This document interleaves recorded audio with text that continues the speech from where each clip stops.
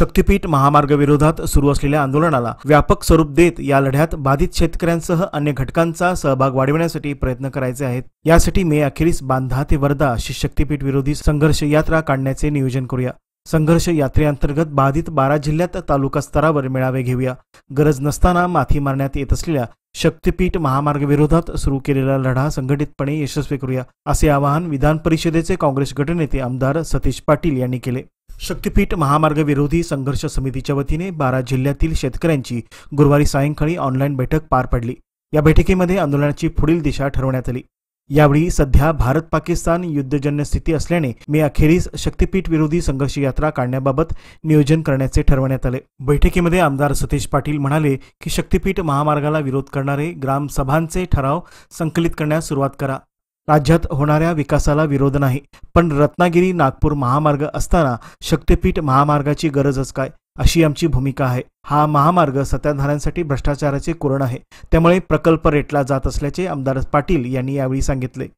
माजी खासदार राजू शेट्टी म्हणाले की पुणे बेंगळूर महामार्गावरील भरावाने कोल्हापूर सांगली जिल्ह्याला महापुराचा फटका बसत आहे। आता शक्तीपीठ महामार्गासाठी टाकल्या जाणाऱ्या भरावाने महापुराचे संकट आणखी वाढणार आहे। तसेच इको सेन्सिटिव्ह झोनमधून हा रस्ता जाणार असल्याने पर्यावरणाचेही नुकसान होणार आहे। हे मुद्दे सर्वसामान्य नागरिकांना पटवून द्यावे लागणार आहेत। मूठभर राजकीय नेत्यांच्या हव्यासापोटी महामार्ग लादला जात असल्याचे जनतेच्या निदर्शनास आणून देऊयात, असे माजी खासदार राजू शेट्टी यांनी सांगितले।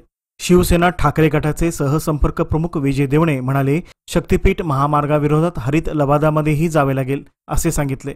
आमदार कैलास पाटील यांनी महामार्ग रद्द करण्याबाबत ग्रामसभेचे ठराव करावेत। स्थानिक स्वराज्य संस्था निवडणुकीच्या पार्श्वभूमीवर सरकारवर दबाव निर्माण करूयात, अशी सूचना यावेळी त्यांनी मांडली। माजी खासदार वैभव नाईक यांनी शक्तीपीठ संदर्भात सत्ताधाऱ्यांकडून झुंडशाहीची वक्तव्य सुरू आहेत, मात्र शेतकऱ्यांचा या महामार्गाला विरोध आहे, त्यांच्या विरोधाला आपण पाठबळ देऊयात, अशी सूचना त्यांनी यावेळी केली। बैठकीमध्ये बीडचे अजय बुरांढे, लातूरचे गजेंद्र येळकर, सिंधुदुर्गचे सतीश ललित, सांगलीचे उमेश देशमुख, हिंगोलीचे केतन सारंग, नांदेडचे सतीश कुलकर्णी, धाराशिवचे अभिजित देशमुख, यवतमाळचे बाबासाहेब गतांडे, सोलापूरचे विजय पाटील आदींनी महामार्गाला शेतकऱ्यांचा विरोध असून शासनाचा महामार्गासाठी मोजणीचा डाव शेतकऱ्यांनी हाणून पाडला असल्याचे सांगितले। संरक्षण मागितलं त्यांचेही मी अभिनंदन करतो की पोलीस मुसळ्यात पडतील, भारताला संरक्षण द्यायचं आणि शेतकऱ्यांना संरक्षण द्यायचं, देशाचा घास जाणून उद्याला होईल आणि अनेक देशात प्रांत हेही कोणत्या शेतकरी सुखकर असतील त्या अन्न तालुक्यात जावं, एकदा तालुक्यामध्ये जावं आणि त्या जागेला तिथल्या सर्व समितीला मला असं वाटतं की आपल्याला केवळ जमिनी जाणाऱ्या बाधित शेतकऱ्यांचा लढा आहे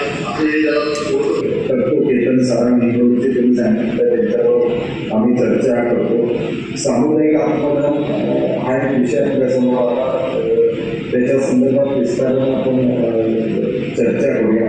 बिल्ला मागायची कल्पना मला आवडली आहे, मला वाटते ही कल्पना जर प्रत्येक जिल्ह्याला जमीन झालेली आहे।